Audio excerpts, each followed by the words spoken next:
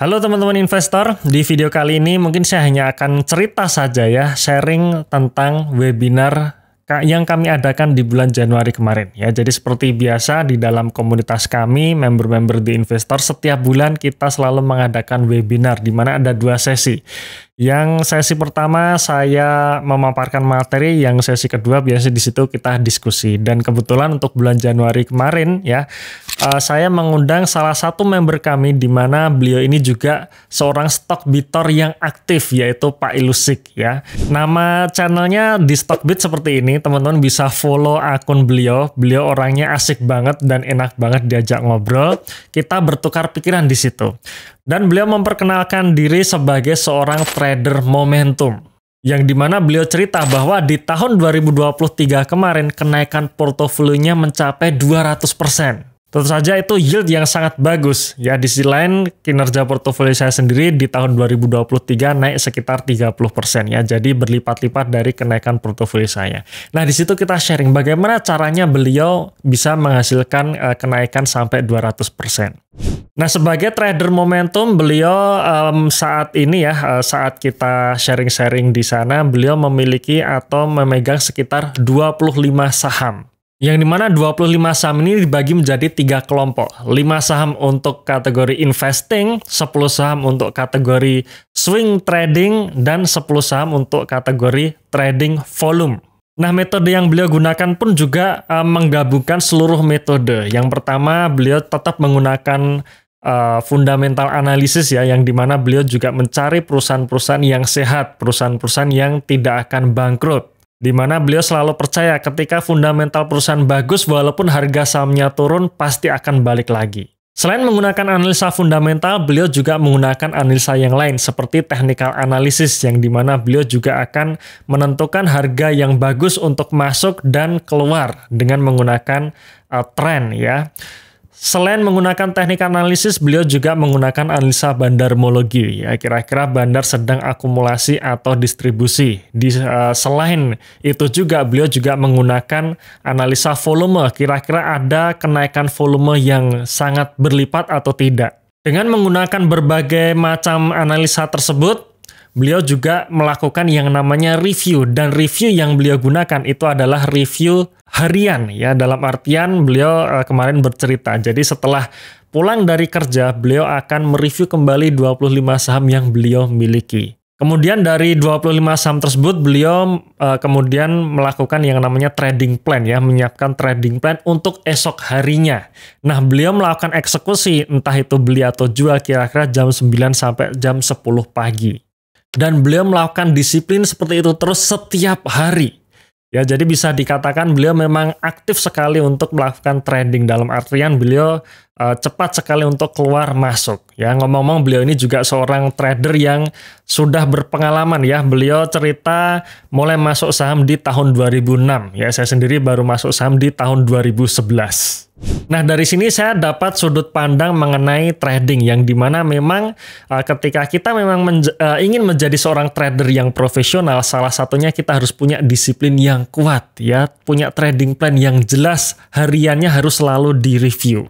Tentu saja ini berbeda dengan cara yang saya lakukan selama ini, di mana yang saya lakukan hanyalah buy and hold saja.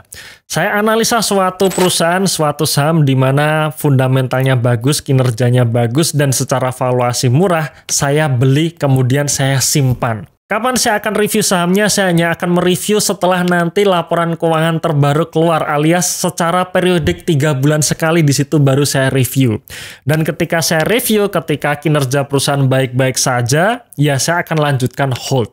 Kalau masih ada ruang untuk tambah muatan, maka saya akan beli lagi. Sesimpel itu. Sampai kapan? Sampai terjadi perubahan fundamental yang signifikan di mana saya tidak bisa mentoleransi perubahan tersebut, atau ketika harga sahamnya sudah menyentuh nilai value, nilai intrinsic value-nya ya, atau nilai sesungguhnya. Di situ biasanya saya baru akan jual. Kemudian saya sendiri juga tidak bisa untuk menghold sampai 25 saham ya. Saat ini saya pegang hanya 7 saham saja sampai saat ini. Yang ini juga tidak saya otak-atik, yang ada hanyalah saya beli terus saham-saham dari 7 saham ini. Bahkan beberapa di antaranya sudah lebih dari 1 tahun. Bahkan ada yang lebih dari 2 tahun ya, masih saya hold sampai saat ini.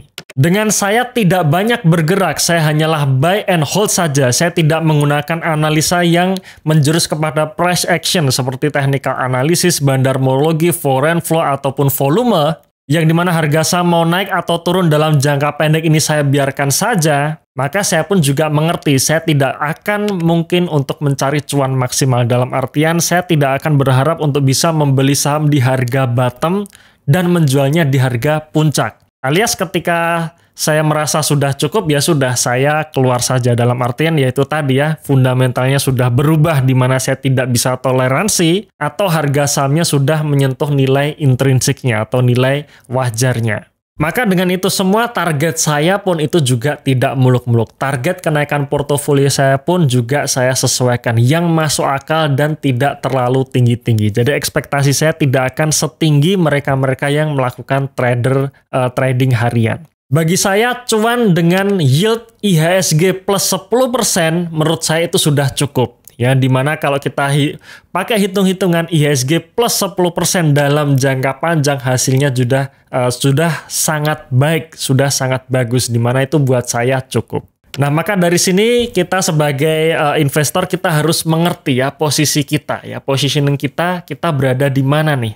Apakah kita akan menjadi seorang trader yang dimana kita perlu menyiapkan trader plan dan harus disiplin setiap hari, atau kita bisa lebih santai? Ya, yang dimana kita hanya membeli perusahaan baik di harga murah, selanjutnya kita simpan saja. Dan tentu saja dalam menyimpan ini kita tidak bicara mengenai hitungan hari, minggu, bahkan bulan ya. Bisa berbulan-bulan, bisa bertahun-tahun.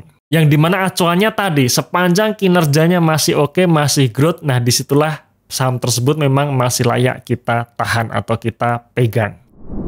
Oke, mungkin itu cerita sedikit dari saya ya. Harapannya dengan saya bercerita seperti ini, teman-teman sudah bisa tahu nih bayangan. Oh, ternyata beda ya antara trading dengan investing.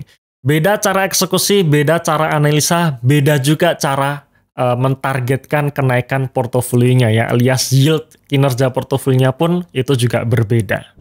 Oke, mungkin itu saja video kali ini ya, dan jangan lupa untuk subscribe channel ini bagi teman-teman yang belum subscribe. Jangan lupa juga untuk download ebook watchlist kami ya, karena dalam ebook tersebut ada filosofi tentang investasi. Ebook tersebut bisa di-download secara gratis melalui link di bawah ini atau dalam kolom komentar yang sudah kami pin. Terima kasih sudah menonton video ini sampai akhir. Tunggu video kami selanjutnya dan salam passive income.